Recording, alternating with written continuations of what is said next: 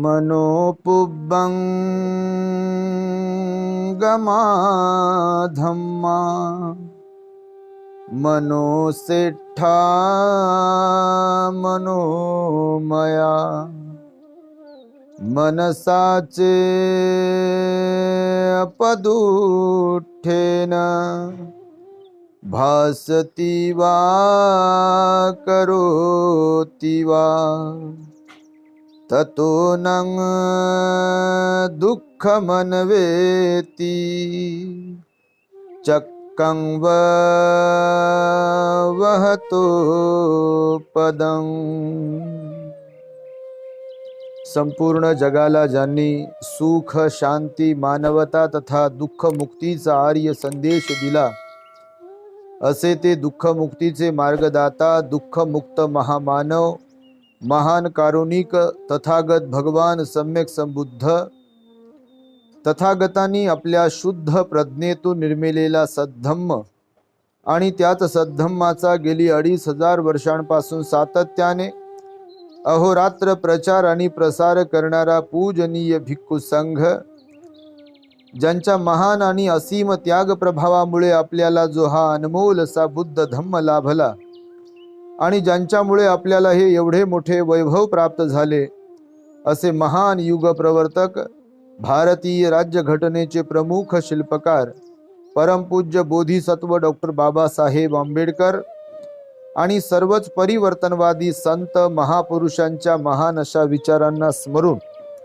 आज या मंगलमय दिनी श्रद्धावान धम्मोपासक कांबळे परिवार, कांबळे साहेब, कांबळे ताई, त्यांच्यासह भगत परिवार आणि सर्वच उपस्थित श्रद्धा बुद्धिशील संपन्न उपासक उपासिका, बालक तथा बालिकांनो, कांबळे दाम्पत्याच्या मंगल परिणयाच्या 25व्या दिनानिमित्त, वाढदिवसानिमित्त आपण या ठिकाणी पूज्य भिक्खू संघास सन्मानपूर्वक निमंत्रित करून दान आदी कर्म करून धम्मदेसना श्रवण करण्यासाठी आपण इथे बसलेले आहात।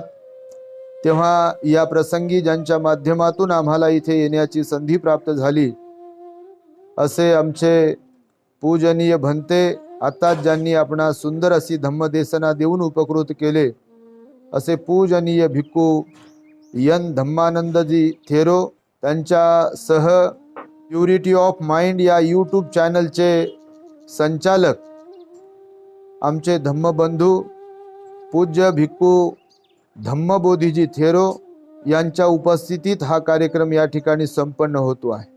सर्वप्रथम कांबळे दाम्पत्यास मी मनपूर्वक शुभेच्छा देतो आणि तुम्हा दोघांच्या प्रती, तुम्हा सर्व परिवारातील सदस्यांच्या प्रती मंगल मैत्रीची भावना या ठिकाणी व्यक्त करतो आणि उपस्थितांच्याही प्रती सद्भावना व्यक्त करून माझ्या धम्मदेसनेला मी प्रारंभ करतो। खरं तर तुम्ही सर्वजण श्रद्धावान आहात, धार्मिक आहात, मला वाटतं साधक पण आहात, तुम्ही ध्यान पण केलाय, तुम्ही तुमच्या चर्येकडे पाहिल्यानंतर तसं लक्षात येतं। मानवी जीवन हे खरं तर जर आपण सकारात्मक असेल तर फार चांगलं आहे। मनुष्य जीवन हे अत्यंत चांगलं आहे। भगवंतानी ज्या 31 भूमींचा उल्लेख केला, या भूतलावरती या ब्रह्मांडामध्ये असलेल्या 31 भूमींचा भगवंताने जो उल्लेख केला आहे, त्या 31 भूमींमध्ये सर्वश्रेष्ठ कोणती भूमी असेल तर ती मनुष्याची भूमी आहे।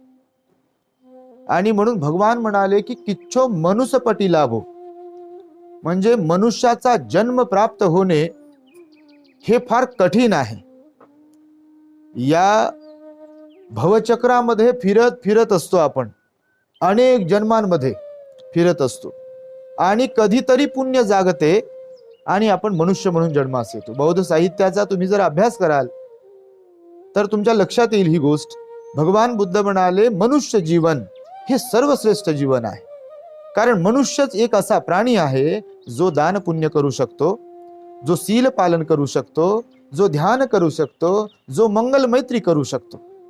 मनुष्यच एक असा प्राणी आहे जो श्रोतापन्न, सकृतागामी, अनागामी आणि अर्हत बनू शकतो. तो प्रत्येक बुद्ध बनू शकतो. तो महाकारुणिक सम्यक संबुद्ध बनू शकतो, नाही का? तो बोधिसत्व बनू शकतो, तो संत बनू शकतो, तो महापुरुष बनू शकतो, तो उपासक बनू शकतो, उपासिका बनू शकते, उपोसत धारी उपासिका बनू शकते, उपोसत धारी उपासक बनू शकते. मनुष्यच एक असा प्राणी आहे जो संताला जन्माला घालू शकतो. मनुष्य असा एक प्राणी आहे जो सम्यक संबुद्धाला जन्माला घालू शकतो. मनुष्य असा एक प्राणी आहे तो बोधिसत्वाला जन्माला घालू शकतो. मनुष्य असा एक प्राणी आहे त्याने जर ठरवलं, तो जर सिलवान, गुणवान, सुसंस्कारी असेल तर तो लाखो करोडो लोकांचं भलं करू शकतो. त्याचं उदाहरण म्हणजे डॉक्टर बाबासाहेब आंबेडकर आहे. आणि हे सर्व काही प्राण्यांना जमत नाही, हे माणसांना जमतं. फक्त ते त्या माणसांमध्ये ती क्वालिटी, ती गुणवत्ता असायला हवी असते. आणि म्हणून आपण मनुष्य योनीमध्ये जीवन जगतो आहोत याचा आपल्याला खरं तर सार्थ अभिमानही असायला पाहिजे आणि आपल्याला त्याची जाणीवही असायला पाहिजे. भगवंताने एकीकडे सर्वश्रेष्ठ भूमी पण सांगितली आहे आणि दुसरीकडे भगवान म्हणतात की मनुष्य जीवन जगत असताना किंवा कोणतंही जीवन जगत असताना आपण मरते आहोत, हेही तेवढंच खरं आहे. जीवन क्षणभंगूर आहे. हे हातपाय जे आपल्याला आज सुदृढ दिसतात, एक वेळ येते ना आपला हात आपण उचलू शकतो ना तोंडाजवळ नेऊ शकतो. दुसरंच कोणीतरी आपल्याला भोजन चारते, दुसरंच कोणीतरी आपल्याला पाणी पाजवते, दुसरंच कोणीतरी आपल्याला बिस्किट खाऊ घालते, दुसरंच कोणीतरी आपल्याला ज्यूस पिऊ घालते, दुसरंच कोणीतरी आपल्याला नारळ पाणी देते. म्हणजे आपलेच हात असून देखील, आपलंच तोंड असून देखील, आपलेच डोळे असून देखील एक वेळ अशी येते, म्हणाले भगवान बुद्ध, की ते आपण आपल्यासाठी सुद्धा वापरू शकत नाही. म्हणजे भगवंताने या माध्यमातून असं सांगितलं आहे की आपण मनुष्य आहोत याची सदैव जाणीव ठेवून, सतर्क राहून, जागरूक राहून जेवढं शक्य पुण्यकर्म करणं असेल तेवढं पुण्यकर्म सदोदित आपण करत राहिलो पाहिजे. कारण आपल्याकडे जे काही उपलब्ध आहे ते आपल्या पुण्यकर्मामुळे आहे. आज आपल्याकडे वर्तमान जीवनामध्ये जे जे म्हणून काही उपलब्ध आहे ते आपल्या पुण्यकर्मामुळे आहे. आणि ते पुण्यकर्मामुळे प्राप्त झालेलं जे काही आपल्याला प्राप्त झालंय त्याचा सदुपयोग पण आपल्याला करता आला पाहिजे, नाही का? त्यामुळे मी या प्रसंगी जास्त वेळ न बोलता मी तुम्हाला 2-4 गोष्टी सांगेल की गृहस्थ जीवन जगणारे लोक आनंदी कसे जीवन जगू शकतील, नाही का? आनंद प्रत्येकाला हवा. आज जर आपण लोकांकडे पाहिलं तर लोकांकडे भौतिक दृष्ट्या धन दौलत ज्याला म्हणतो ती बऱ्यापैकी आहे. म्हणजे अगोदरचे दिवस काही राहिले नाही. तो एक काळ होता की चटणी आणि भाकरी खावी लागायची. खलबत्त्यामध्ये शिळी भाकरी टाकून, म्हणजे ठेचा वगैरे तिथे त्याच्यामध्ये खलबत्त्यामध्ये कुठला असेल, बारीक केला असेल, तुम्ही गावाकडूनच आले असाल तर त्या खलबत्त्यामध्ये जर कधी ठेचा वगैरे कुठला असेल, बारीक केला असेल तर त्याच खलबत्त्यात कधी कधी भाकरी टाकायची आहे, थोडंसं भिजवायचंय तिला आणि ती भाकरी गोड लागायची बघा खाताना. तेव्हा तुम्ही खाली असेल, आम्ही पण खाली ती भाकरी. म्हणजे बघा तुम्ही, ते एक दिवस होते. पुरणपोळीचा तेव्हा अशी हौस होती, सण कधी येईल आणि पुरणपोळी कधी खाऊ, नाही का? रसाची तेव्हा हौस असायची, नवीन कपड्यांची तेव्हा हौस असायची, सण कधी येईल, नवीन कपडे कधी मिळतील आपल्याला, दागदागिन्याची हौस असायची, घरात कार्यक्रम एखादा कधी येईल आणि त्याच्यात कसा आपण आनंद साजरा करू याची तेव्हा हौस असायची. आता तशी हौस उरली नाही. त्या चटणी भाकरीची चव आता पुरणपोळीत राहिलेली नाही. आणि घराघरातले सगळेच लोक पुरणपोळी खातीलच अशी परिस्थिती आता राहिली नाही, कारण शुगर आहे प्रत्येकाला इथे, नाही का? तो एक काळ होता, लोक शेतात राब राबायची, सकाळपासून ते सायंकाळपर्यंत शेतामध्ये कोणी नांगर धरायचं, कोणी वखर धरायचं, कोणी कोळपायचं, कोणी पेरणी करायचं. बाया दिवसभर बसून निंदन करायचे, आताही करतात गावाकडे. आणि तेव्हा मात्र जी काही भाकरी मिळायची ती भाकरी गोड लागायची, झोपही शांत यायची. पण आता मात्र शहरामध्ये सगळं वैभव आपल्या समोर पायावरती लोळण घेत असताना देखील लोकांना सुखाने झोप येत नाही. झोपेच्या गोळ्या घ्याव्या लागतात लोकांना. भरझरी वस्त्र आहेत अंगावरती, दागदागिने आहेत, नोकरी आहे, प्रपंच आहे, मुलं बाळ, नातेवाईक, प्रसिद्धी, ह्या सगळ्या गोष्टी आहेत, परंतु मन समाधानी नाही, नाही का? मन समाधानी नसल्यामुळे, मन शांत नसल्यामुळे, बेचैनी वाढल्यामुळे बीपीचे आजार जडले लोकांना. तो बीपी कधी हाय होतो, कधी लो होतो.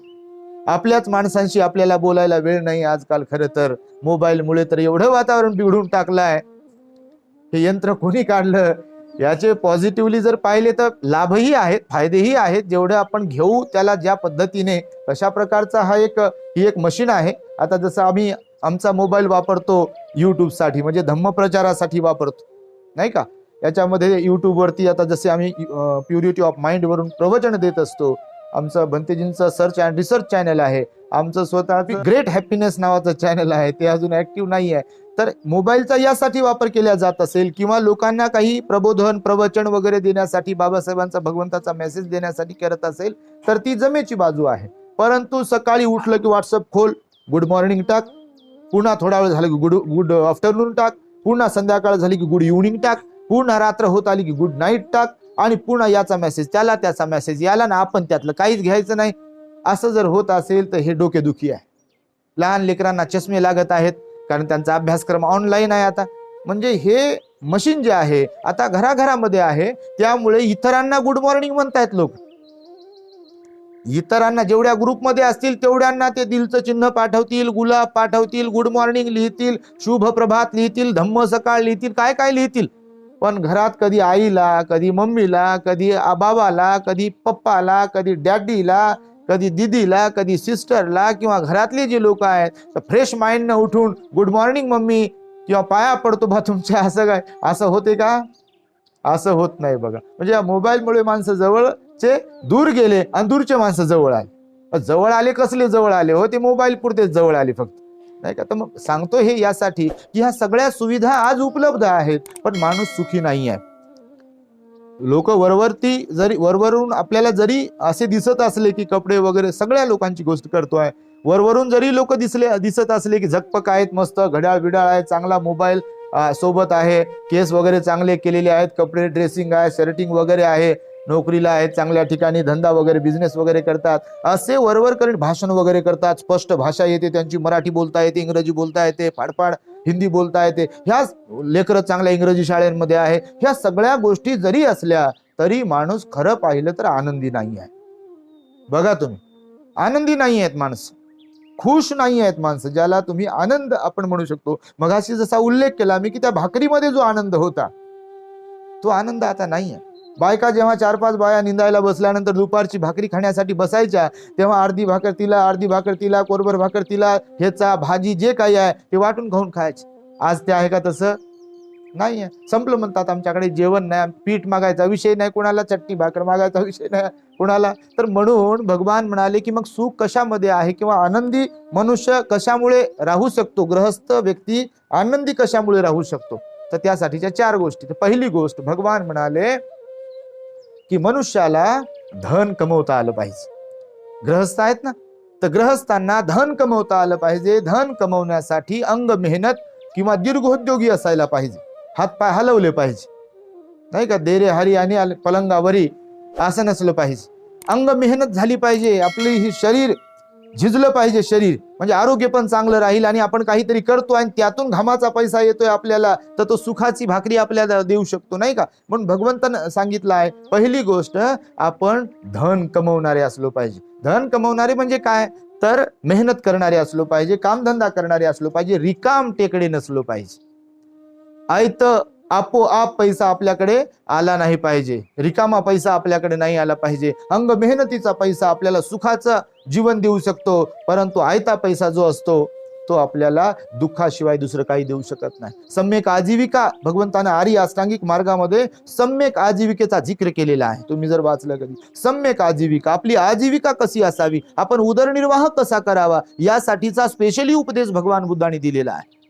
आपल्या मेहनत केल्यामुळे किंवा आपल्याला जे काही त्याचं पैसा वगैरे मिळतो मेहनत केल्यामुळे, तर तो पैसा येत असताना कुणाच्या डोळ्यांमध्ये अश्रू आणून तो पैसा आपल्याकडे आला नाही पाहिजे, कुणाचं जीवन उद्ध्वस्त होऊन तो पैसा आपल्याकडे आला नाही पाहिजे. म्हणजे चोरी करू नये, भगवान म्हणाले, कुणाला लुटू नये, कुणाला ठगवू नये, कुणाला फसवू नये. हे जीवन जगताना, मेहनत करताना, पैसा कमवताना, धन कमवताना म्हणजे सम्यक आजीविका असावी आपली. आणि म्हणून भगवंतानं सांगितलेलं आहे की पहिली गोष्ट, ग्रहस्थ आहोत तर धन कमवता आलं पाहिजे. हा एक गुण गृहस्थ लोकांमध्ये असायला पाहिजे. दुसरा गुण सांगताना सांगितलं भगवंताने की जे धन कमवलंय किंवा कमवतोय ते खर्च पण करण्याची आपल्यामध्ये पात्रता असायला पाहिजे. धन खर्च करण्याची. बऱ्याचदा बहुतेक ठिकाणी आम्ही पाहतो लोकांकडे समाज मायबाप आहे, सर्वच समाज मायबाप आहे. आता लोक सहज ओळखायला येतात, 5-10 मिनिटे लोकांकडे गेल्यानंतर प्रवृत्ती लक्षात येते. काही लोक इथे असे आहेत, धन कमवतात, भगवान म्हणतात धन कमवतात कमवतात कमवतात कमवतात, त्यांचा आजारही त्याच्यामध्ये येतो, त्यांना आरोग्यही धोक्यात येते त्यांचं, आणि वय वाढत वाढत वाढत जाते आणि एक दिवस निघून जातात. धन इथेच राहते. आणि ज्या धनासाठी जीवन कुर्बान केलंय, ज्या धनासाठी राब राब राबले, धावपळ केली, मेहनत केली, ते धन इथेच आपण निघून जातो. तर जे धन कमवलंय त्या धनाचा उपभोग पण घेता आला पाहिजे. आणि उपभोग घेता आला पाहिजे म्हणजे फक्त स्वतःसाठीच उपभोग नाही घेता आला पाहिजे. स्वतःचं घर बनवलं पाहिजे, गाडी आहे, मुलांचं शिक्षण आहे, सगळ्या गोष्टी, कपडे लते, ह्या सगळ्या गोष्टी तर आपण घेतल्याच पाहिजे त्यातून, त्या धनातून.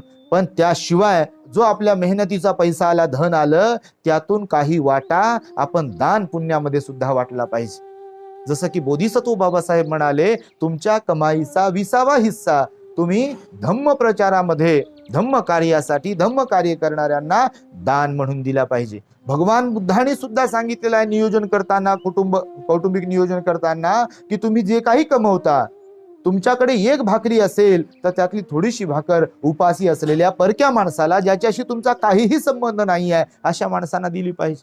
आणि जे धम्माचं काम करताय, लोकांचं प्रबोधन करताय, अशा लोकांना तर तुम्ही दान पुण्य केलंच पाहिजे.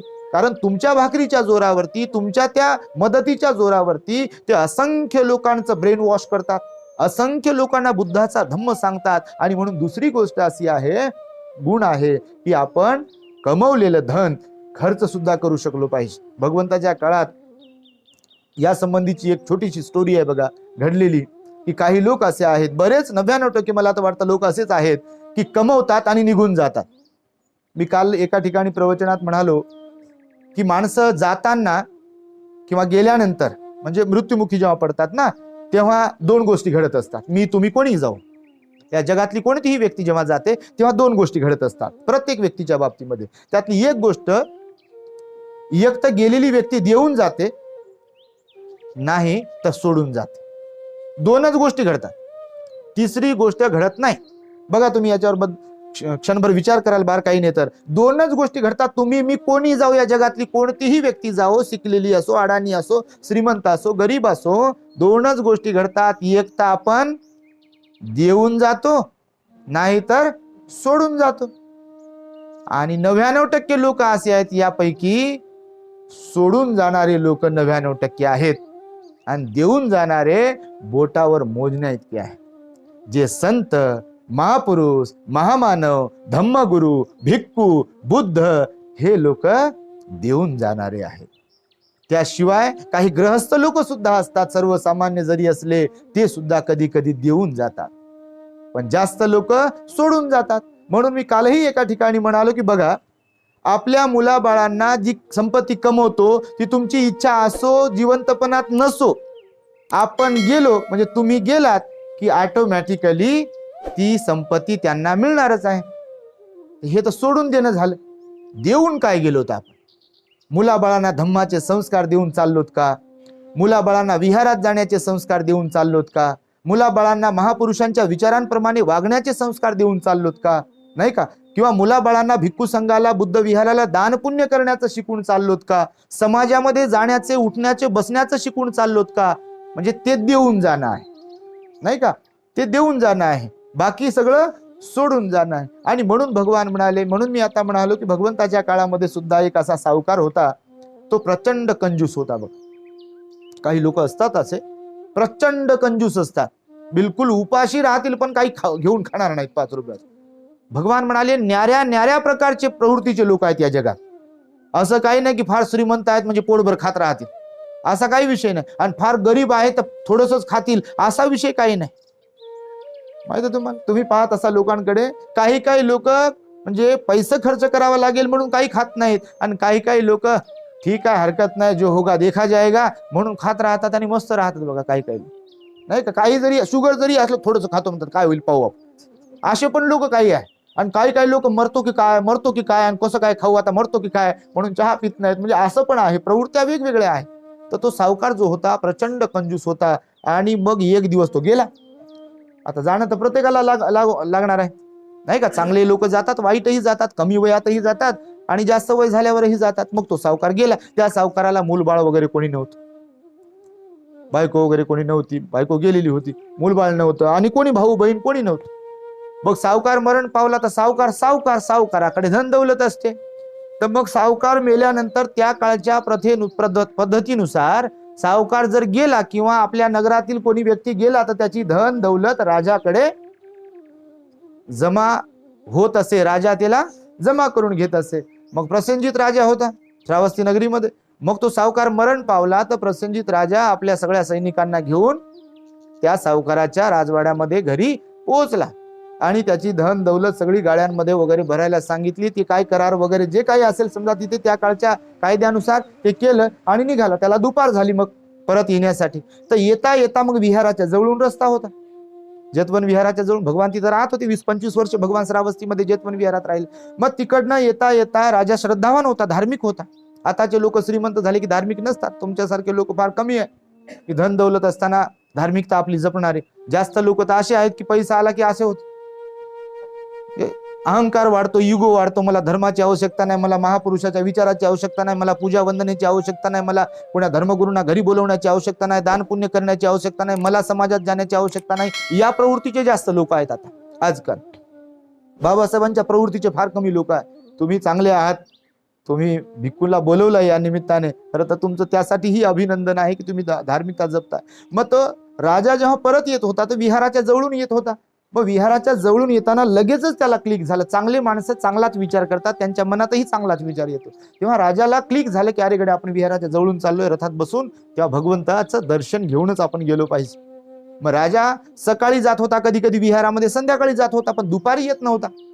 तर मग त्या दिवशी राजा दुपारी विहारामध्ये गेला, भगवंताला वंदन वगैरे केलं आणि भगवंताला वंदन करून तो असा बसला समोर. मग भगवंताने लगेच विचारलं, महाराज असे अवेळी तुम्ही आज कसे काय विहारात आलात? आता विचारते ना, कोणी असेल बघा ना, कोणाची काही येण्याची वेळ असेल ना, दुसऱ्याच वेळेला कोणी तुम्ही कधी गेलात तर कोणी पण विचारतं. तर भगवंताने तसं विचारलं की महाराज कसं काय अवेळी विहारात आलात तुम्ही? तर मग तो राजा म्हणाला की भगवान, आपल्या नगरातला एक सावकार मरण पावलाय आणि त्याला मूल बाळ बायको किंवा कोणी गणगोत नाही आहे, म्हणून त्याची संपत्ती जप्त करण्यासाठी आम्ही तिकडे गेलो होतो. तर ते सगळं करत असताना मग उशीर झाला आम्हाला आणि इकडनं चाललो होतो. मग तर आपलं दर्शन घेण्याची, आपला आशीर्वाद घेण्याची इच्छा निर्माण झाली, म्हणून मी विहारात पोहोचलो आहे. तर भगवान म्हणाले साधू साधू साधू. आणि मग त्याच्याबद्दल चर्चा सुरू झाली. कोण सावकार होता, कसा होता, काय होता? तर राजाने सांगितलं भगवंताला, भगवान त्या सावकाराबद्दल मला एक आश्चर्य असं वाटलं की तो तर सावकार होता, सावकार म्हणजे तर पैसेवाला होता, पण मी त्याला पाहत होतो नगरामध्ये तो राहत असताना त्याच्या अंगावरचे जे वस्त्र होते तर ते जीर्ण झालेले वस्त्र होते. म्हणजे नवीन कपडे सुद्धा स्वतःसाठी तो घेत नव्हता. त्याचं भोजन जर तुम्ही म्हणाल तर एक फिकं वरण आणि थोडीशी भाकरी एखादी, एवढंच त्याचं भोजन होतं. पंचपक्वान्न तो खात नव्हता. त्यानंतर त्याचा जो रथ होता तो रथ सुद्धा एकदम जीर्ण झालेला. त्याचे घोडे जे होते रथाचे ते सुद्धा एकदम हडकुळे झालेले घोडे होते. म्हणजे तो एवढा कंजूस होता की त्याने, तो धनवान जरी होता तरी त्या धनाचा त्याने ना स्वतःसाठी वापर केला, ना त्याने ते दान धर्मामध्ये वाटलं धन. आणि मी आश्चर्यचकित होतो आहे त्याच्या प्रवृत्तीला, त्याच्या स्वभावाला पाहून की सावकार असून देखील, धन पायावरती लोळण घेत असताना देखील ह्या माणसाने त्याचा यथेच्छ उपभोग का नसेल घेतला. तर मग भगवंताने त्याची पूर्वपीठिका सांगितली, त्याचं कर्म वगैरे सांगितलं. ते विस्ताराने सांगत नाही आहे मी या ठिकाणी, परंतु सांगतोय हे की अशा प्रकारचे काही लोक आहेत की धन कमवतात खरं, पण ते खर्च करत नाहीत, सोडून देतात. म्हणजे ते सोडणारे लोक आहेत, खर्च करत नाहीत. तर भगवान बुद्ध म्हणाले की चौथा जो व्यक्ती आहे की धन खर्च करणारा व्यक्ती असला पाहिजे. म्हणजे आपण धन कमवणारे पण असलो पाहिजे आणि धन खर्च करणारे पण असलो पाहिजे. तिसरी प्रवृत्ती सांगितली भगवंताने आनंदी राहण्यासाठी माणसांना, ती प्रवृत्ती आहे, भगवान म्हणाले आपण कर्जबाजारी नाही झालो पाहिजे. गृहस्थ आहोत ना आपण, तर कर्जबाजारी नसलो पाहिजे. कर्ज बाजारी होणं हे फार मोठं दुःख आहे. व्याकुळ करणारं आहे कर्जबाजारी होणं, उद्ध्वस्त करणाऱ्या कर्जबाजारी होणं. आताही वर्तमानपत्रांमध्ये बातम्या येतात कधी कधी वाचायला की कर्जबाजारी होऊन कोणीतरी आत्महत्या केली, फाशी घेतली, रेल्वे खाली उडी घेतली, विहिरीमध्ये उडी घेतली, वगैरे वगैरे, विष प्राशन केलं, कर्जबाजारी झाले म्हणून. कोणी लेकरा बाळासह उडी घेते, विहिरीमध्ये विष प्राशन करते. आताही बातम्या येतात. ही गोष्ट 2600 वर्षांपूर्वी भगवंताने सांगितली आहे की मनुष्याने कर्जबाजारी होता कामा नये. धन कमवलं पाहिजे, खर्च पण केलं पाहिजे, परंतु हातपाय न हलवता याच्याकडून उसने घे, त्याच्याकडून व्याजाने घे, याच्याकडून व्याजाने घे. लग्न मोठंच करायचंय, व्याजाने घेतले तर हरकत नाही, नाही का? घर घ्यायचंय, व्याजाने पैसे घेतले तर हरकत नाही. आणि नंतर सारी जिंदगी आपली असं बारीक होते. बघा, कर्जबाजारी झालेले माणसं तुम्ही जर कधी पाहिले ना, ते असे पाहत असले की असेच पाहतात एकीकडे. म्हणजे ते बॅलन्स जे असते ते हुकून जाते माणसाचं. त्याच विचारात असतात माणसं. टेन्शन असते ना, भयानक टेन्शन असते. कारण कर्जबाजारी होणं हे फार मोठं टेन्शन आहे. तुम्हाला सर्वांना त्याचा कोणाला अनुभव असेल किंवा तुमच्या संपर्कातील असे कोणी लोक असतील तर बघा तुम्ही त्यांच्याकडे. भाकर गोड लागत नाही, भाकर तुटते माणसाची. कारण लोकांचे पैसे द्यायचे आहे, लोकांचं व्याज वाढत आहे, बँकेचं व्याज वाढत आहे, लोकांचं व्याज वाढत आहे. आणि म्हणून भगवान म्हणाले कधी की तुम्ही साधं राहिले पाहिजे, पण याचा अर्थ असा नाही की तुम्ही कर्जबाजारी झाले पाहिजे. तर हा तिसरा गुण सांगितला भगवंताने की आपण कर्जबाजारी नसलो पाहिजे. अंथरूण पाहून पाय पसरले पाहिजे. नाही तर आमच्याकडे एक म्हण आहे, गावाकडे राहत असताना लहानपणी, खिशात नाही दाना आणि बाजीराव म्हणा. आपण गरीब आहोत पण दाखवायचंय ना, दाखवायच्या गोष्टी तर बापा विचारूच नका आपल्या लोकांनी. दाखवायच्या गोष्टी दाखवण्यात तर लोकांची जिंदगी चालली. आणि त्यानं तर लय कर्जबाजारी होता. त्यानं लग्न मोठं केलंय म्हणून मी लग्न मोठं करतो. अरे करा लग्न मोठं, परंतु जरा आपलं अंथरूण पहा, नाही का? म्हणजे आपली परिस्थिती पहा कशी. कोणत्याही बाबतीमध्ये लोकांनी केलं म्हणून करू नये आपण. आणि म्हणून भगवंतांनी तिसरा गुण सांगितला की कर्जबाजारी झालो नाही पाहिजे. चौथा गुण अत्यंत महत्वाचा आहे, आपल्याकडे असायला पाहिजे की ज्यामुळे आपला परिवार आणि आपण आनंदी राहू शकतो. आणि तो गुण म्हणजे आपल्या परिवारामध्ये, परिवारातील प्रत्येक सदस्यामध्ये धार्मिक भाव, आध्यात्मिक भाव असायला हवा. आध्यात्मिक भाव, प्रत्येक जण धार्मिक असायला पाहिजे घरात. जसं आज ही धार्मिकता तुम्हाला दिसत आहे, अशी धार्मिकता कायम स्वरूपी आपल्या घरात असली पाहिजे. आपल्या घरात पूजा घर असायला पाहिजे. बाबासाहेबांच्या बद्दल तुम्हाला माहित असेल नसेल, पुण्याला सिम्बायोसिस कॉलेजमध्ये तुम्ही बाबासाहेबांच्या वस्तू पाहण्यासाठी जर कधी गेलात तर तिथे भगवंताची मूर्ती ठेवण्यासाठीचा एक देव्हारा पूजा घर आहे. बाबासाहेब जेव्हा जिवंत होते तेव्हा अगरबत्ती लावण्याचं स्टँड आहे, कॅन्डल लावण्याचं, मेणबत्ती लावण्याचं स्टँड आहे. तुम्ही दिल्लीला पण जर कधी गेला तर बाबासाहेब दिल्लीला राहत होते, मुंबईला राजगृहामध्ये राहत होते. आणि त्या वस्तू काही काही इकडे मिलिंद कॉलेजमध्ये पण ठेवल्या आहे, पुण्याला सिम्बायोसिस कॉलेजमध्ये सुद्धा वस्तू ठेवलेल्या आहे. दररोज सकाळी मॉर्निंग वॉक करण्यासाठी जेव्हा दिल्लीमध्ये, नवी दिल्लीमध्ये राहत होते बाबासाहेब 26 अलीपूर रोडला, तेव्हा मॉर्निंग वॉक करायला गेल्यानंतर एका विहारामध्ये जाऊन 10-15 मिनिटं घालवायचे डेली. तुम्ही जर बाबासाहेबांचे ग्रंथ संपदा वाचली, रायटिंग अँड स्पीचेस मध्ये याचा उल्लेख आहे. डेली जेव्हा मॉर्निंग वॉकला जेव्हा कधी जायला मिळेल. मुंबईमध्ये राहत असताना बाबासाहेब दर गुरुवारी, जेव्हा कधी मुंबईत असायचे तेव्हा दर गुरुवारी परळच्या विहारामध्ये श्रीलंकन भंतेजी असायचे, तिथे जाऊन बाबासाहेब एक 10-15 मिनिटे वंदना वगैरे आणि ध्यानाला थोडंसं बसायचे. आपण त्या बाबासाहेबांचे लेकरं आहोत की ज्यांनी आपल्याला नरकातून काढून बुद्धाचा धम्म दिलेला आहे. आज माझा नवा जन्म होत आहे असे मी मानतो, असे बाबासाहेब म्हणाले 22 प्रतिज्ञांमध्ये. आज माझा नवा जन्म होत आहे. बाबासाहेबांनी आपल्याला नवा जन्म दिला, बुद्ध देऊन नवा जन्म दिला. आणि म्हणून आपण धार्मिकता सुद्धा जपली पाहिजे. आणि धार्मिकता म्हणजे तर काय, मी तुम्हाला आता मघाशी जे म्हणालो की आपल्या परिवारातून दान पुण्य केलं गेलं पाहिजे. आपल्या परिवारातले लोक सर्वांनी सील पालन, पंचशील पालन करणारे असले पाहिजे. दर आठवड्याला आपल्या घरामध्ये अष्टशील उपोषताचं पालन झालं पाहिजे सर्वांकडून. माणसं असतील, स्त्रिया असतील, पुरुष असतील, लेकरं असतील, सर्वांकडून अष्टशील उपोषताचं पालन केलं गेलं पाहिजे, जेणेकरून धार्मिक वातावरण राहील, आनंदाचं वातावरण राहील. त्यानंतर तिसरी गोष्ट, आपल्या घरात ध्यान झालं पाहिजे.